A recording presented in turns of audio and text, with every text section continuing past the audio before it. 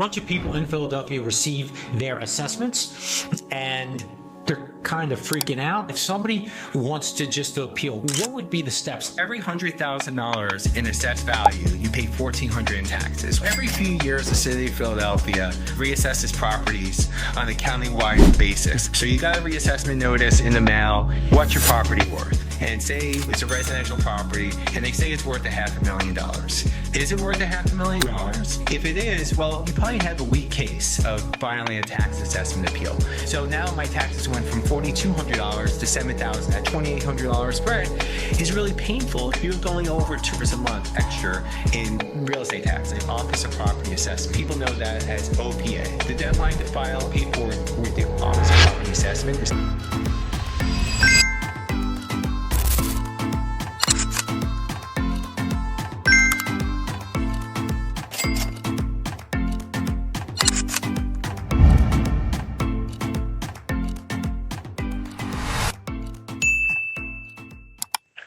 Welcome to the Real Estate Show with Pat Lopez, where we talk everything real estate. Today, my guest is Alan Knockason from Knockason PC. Alan, welcome to the show. Oh, thank you, Pat. Thank you for having me back. Great. Okay, so for this show, I want to talk about a bunch of people in Philadelphia receive their assessments, and they're kind of freaking out because they see their taxes going up. And then I just want to know some other things, because I know like the zoning, they're increasing some of their fees and those kind of things. So, but why don't we first jump into, well, first tell us a little bit about you, that you're a real estate attorney, right? That's All right. that. Yeah. And then we'll get into the appeal process and what's going on with the residential real estate. Yeah, so I'm the managing owner of Knockason PC, which is a full-service real estate and business law firm. Actually, 20 years today. Okay. Not today, this year. Right. We were commenting that where you're at Quaid Oak Bank, it's 100 years. It was 100 years. So, there's a lot of celebrations this year. Right. I'm a little bit less in terms of years. Now, rumor has it the Parkway festivities were your 20th.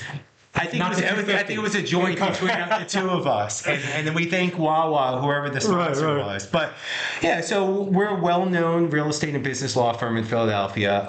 We do a lot of tax assessment appeals, a lot of zoning variance appeals in the city of Philadelphia. So we represent developers, investors, landlords, and just property owners and businesses throughout the Philadelphia region.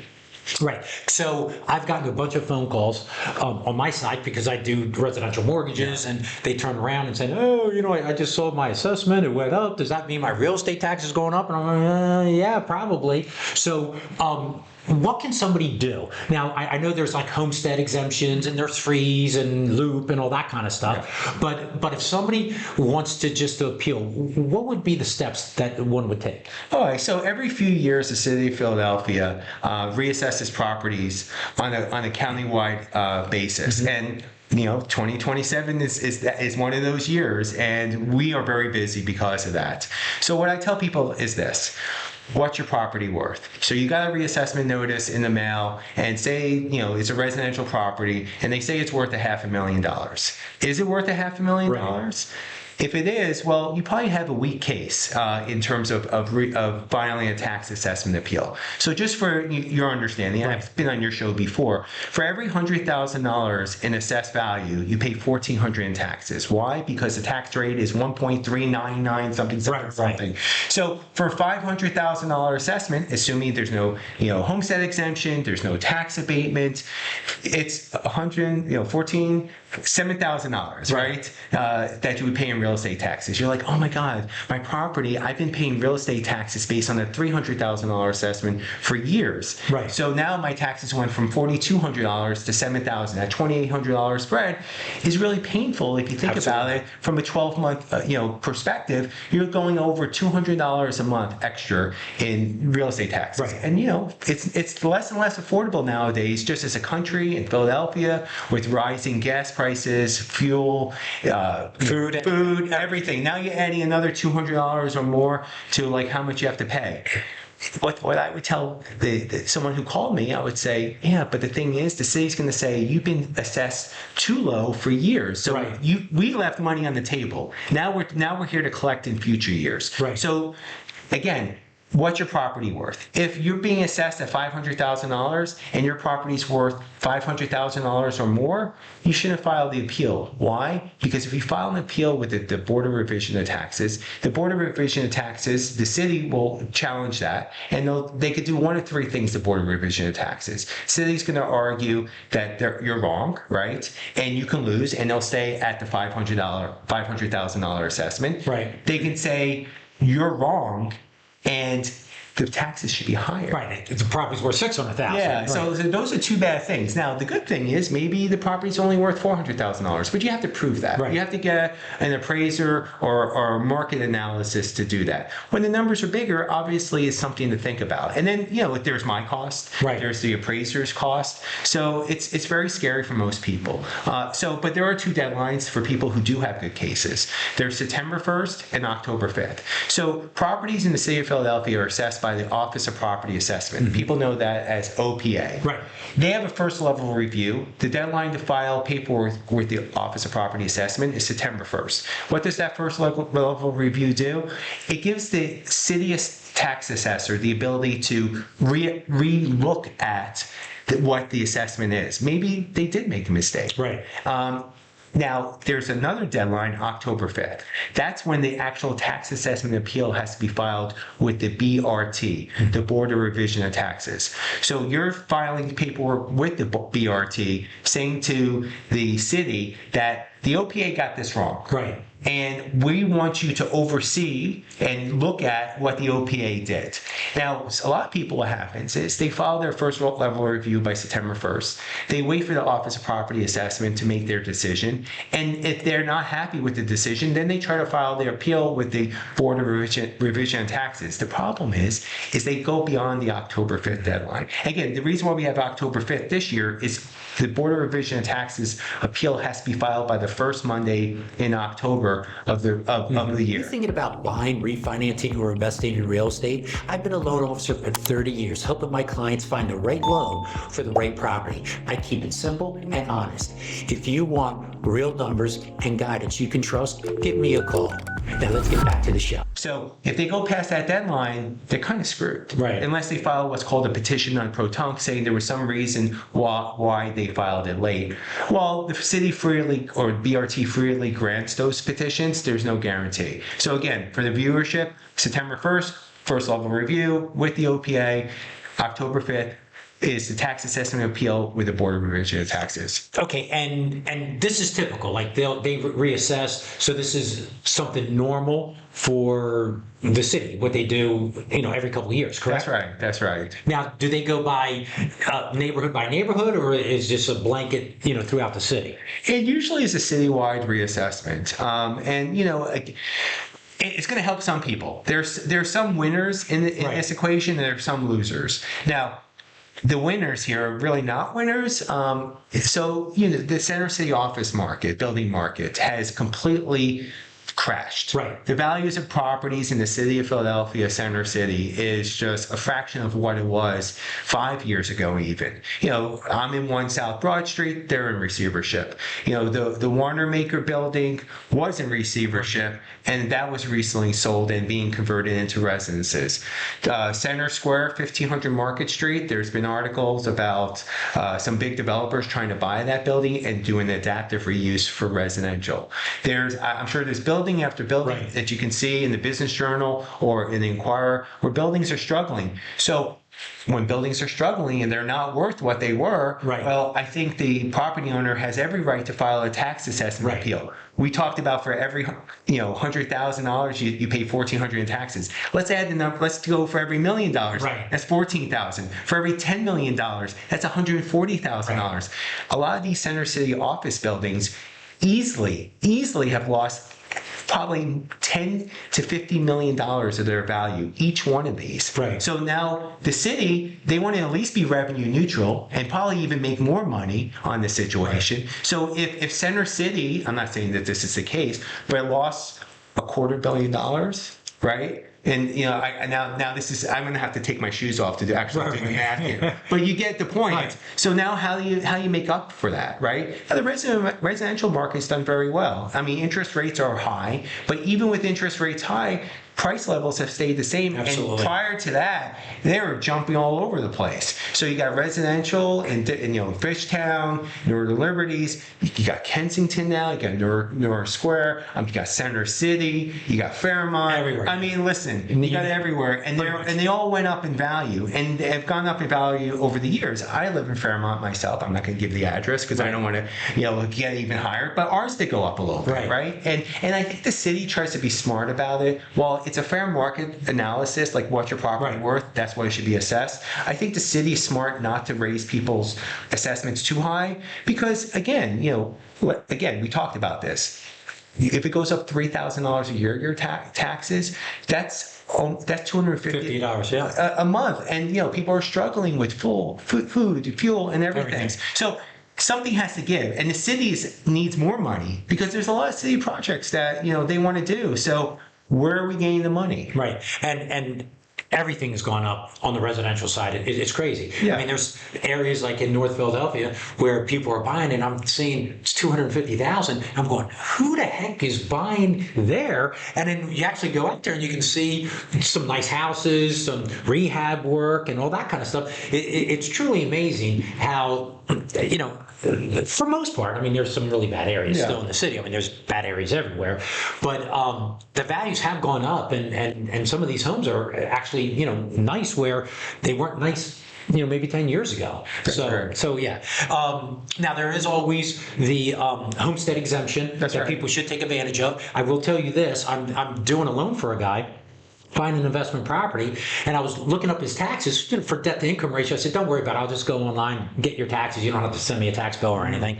So I go in there. I see he didn't have a homestead exemption on a house that he's been there for like 7 or 8 years. But that's his home. His primary. Okay, his primary. Right. So he lost $1,200 or $1,000 a hour, whatever the math is, it's like $7,000 just by not doing that. So homestead exemption is something that's out there. If you live in the home, you can take advantage of that. The criterion is filling out the form and living there. Correct? Yeah, it's online, and honestly, I don't know the exact date of that deadline, but I believe it's in December. December 1. Yeah, so if anyone who has a home, they should go on the Office of Property Assessment website and look to see if they have their homestead exemption. Right. Now, if you have a tax abatement, you can also get the homestead exemption, but you should definitely look at that because that's your money that you're paying the city for nothing. Right. So I definitely think, homeowners should go on the Office Property Assessment website. It's an easy form to fill out. It's an online form. What I would do is, I would also go hand deliver the form because, the city loses things. Right. Even with the computer. So whenever we file anything with the city, like a tax assessment appeal,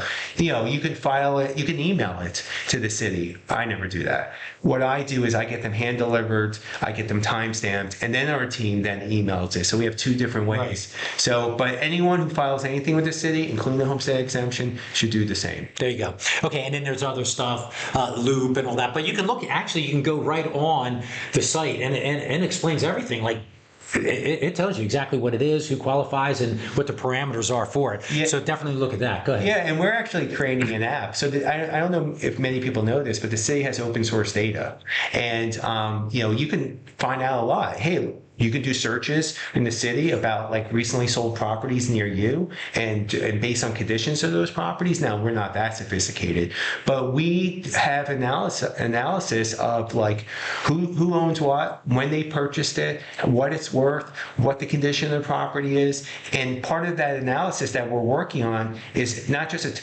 it's basically a property like analysis. This is what you think, this is what you're being assessed at. Well, how can you save money? Right. And part of that analysis first starts, do you have a homestead exemption? Right. Then you talk about income requirements. Maybe you can qualify for some of those income requirements, and some of it's age requirements too for senior citizens. Mm-hmm. And then ultimately, you may have to file a tax assessment appeal. So again, just don't think about tax assessment appeals. You make an excellent point. There's a lot of money out there that people are paying when they don't have to because they're eligible for government programs. The easiest one is you live there, you get a homestead exemption. Exactly. Okay, and now there's other fees going up. In the city, you were saying just for applying for like permits or zoning or whatever. So what's all that about? Yeah, so like I said, our firm files more zoning variance appeals than any firm in the city. So we see this a lot. Our clients are paying almost like $1,100 just to file a zoning variance appeal with the ZBA. That was pre-August 1st. The city has decided to find loose change everywhere. It's not just taxes, Right. tax assessments. Where else can you find some loose change? Well, people who file for zoning variances are usually developers and investors. Well, if they're going to get maybe an increase in the amount of units Right. or density or height, well, the city's like, you got to pay for that. So they're increasing the fees for the initial filings. If you have multiple properties that are part of the project, you're paying for that. If you have to change the scope of your variance appeal midstream, you have to pay for that. If you want to amend your project after you get variance approval, you have to pay for that. I have a whole list of them. It's Right. crazy. How about this? If you get a continuance, you have to pay for that. What else? No, I think that's basically it. So it's a lot of money the city's getting from different directions. Yeah, they're just trying to do whatever they can. I guess, listen, they have payroll, and like all government, they have a ton of waste, I'm sure. That's right. Which they don't want to really examine that part, because they want the gravy train to keep on going on, because that's government, period. Doesn't matter what government you're talking about. Doesn't matter what country you're talking about. Government's government. It's all the same. I will say that the acronyms we use today, OPA, BRT, ZBA, they're the best run parts of the city. Okay. Those people work hard. They've done very well, especially ZBA. The ZBA in the last year has a new executive director. He has done so much in such a little period of time in using technology, making it very efficient there. They work hard. I had a hearing on the 2:00 list. I basically left there at 6:00, and then they had 2 or 3 more hearing matters on the 2:00 list, and they had a 3:30 list. Those people work hard, and they are very efficient, and the most pleasant people around. Now, there are other government agencies. Right, could be different, right? Oh my God, the Department of Revenue. Try to get in front of them about, like, hey, I don't owe this money. You keep sending me a bill, and now I'm not compliant, and I can't get rental licenses here and that. Right. That's a S show. Okay, and now there was some new projects coming up that if you were trying to build affordable housing and all that kind of stuff, have you seen any of that? They were supposed to streamline that process and streamline the fees associated to that. Have you come across any developers trying to do anything like that with the city? A little bit. I mean, we do some affordable housing. So just so the viewership knows what's going on here, is that at the end of last year, they passed some legislations, to try and encourage affordable housing. One of which is, if you're doing an affordable housing project, we're going to make that automatically deemed expedited review process, right, which is great. You go from 20 business day review process to 5 business day review process without having to pay these exorbitant fees in front of the L&I or the ZBA. Right. So, I mean, they're always encouraging affordable housing. The problem in the city is just like it's any bureaucracy. It's just everything takes time. Right. And by the way, knowledge is information too, because I'm sure many of your viewership didn't even know that. Oh, 100%, so right. when they're trying to do a pro forma for their project, they're thinking, oh, I'm going to have to do it on a normal track in front of L&I. I'll probably expedite it in front of the ZBA. But they don't understand that at L&I, you're saving so much time on that project, which will save you costs in terms of interest payments. Right, exactly. Okay, so is there anything else that we should talk about? Of course, we need, once again, your information. So if anybody wants to get a hold of you, if they feel that their assessed value is just way too high, yes, and they need to contest that. So how would somebody get a hold of you first? So again, there's 2 ways. Right. Phone number is 215-600-2851. That's my landline. And then my email address is Alan, ALAN.Nachumson, NOCHUMSON, @Nachumson.com. Okay. So if you can spell my last name, you're pretty much there. Right, you're in. Yes. The trick is spelling it correctly, right? That's right. There you go. And then is there anything else, like nugget of information, knowledge, or anything that people should be aware of as far as the city when it comes to real estate law? Anything? I mean, we talked about this last time, like landlord-tenant law. So there's new regulations that are going in place in November. Okay, so it's coming up. Yeah, so where, before you get a rental license, it's like, $50 a unit. There's no inspections that are going to be done, but, they recently passed legislation. Their goal aspirationally is to inspect every single residential property every 5 years. They're going to look at the bad actors first, people who have active violations, then people who have had previous violations, and then people who have no violations. So, there's an issue. If you have a violation against your property, you're not going to be able to get a rental license. In addition to that, they have mechanisms now in place come November 1st to revoke the license. It's never been done before. Right. But they'll be able to revoke the license if you have violations which affect health and safety. There's also new rules and regulations about like being able to maybe collect, the tenants may have a private cause of action to get their rent back when there are violations. Right. So if you're a landlord in Philadelphia, you definitely have to pay attention come November 1st. And then, there's a good cause statute in Philadelphia. You can, up until November 1st, you have to show good cause if the lease is less than a year, right?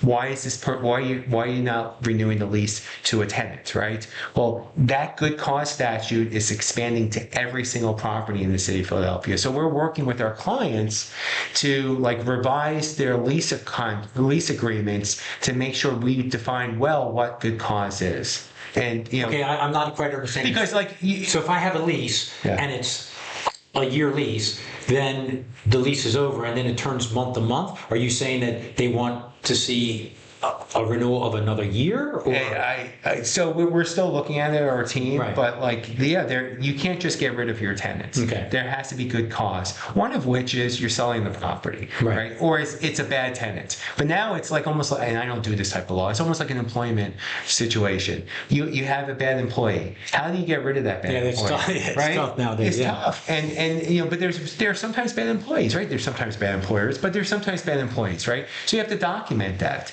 In order to be able to justify that you got rid of that person. Same thing with now the rental situation. You're going to have to document this person's a bad actor. They're not doing the right thing. So then when it's time to, not renew their lease, Right. you can get rid of that.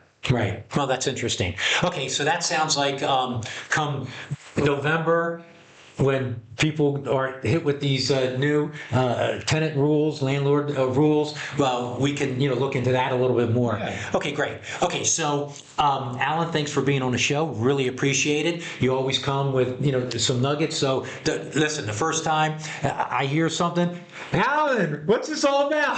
That's right. 100%. Because one thing I know is I know just enough to get myself in trouble, and I obviously don't know all I need to know. That's why you have experts like yourself out there. So I 100% appreciate it. Thanks for coming out. Now, that's the Real Estate Show with Pat Lopez, where we talk everything real estate. Be sure to follow the show on YouTube. That's the Real Estate Show with Pat Lopez, Facebook, Instagram. Leave a comment. Really helps me out. I'm almost at 50,000 subscribers. That's going to be a really big milestone. I'm just a little bit under that. So help me out, subscribe, leave some comments. Really helps the algorithm. Hope you enjoyed the show, and I'll see you next week.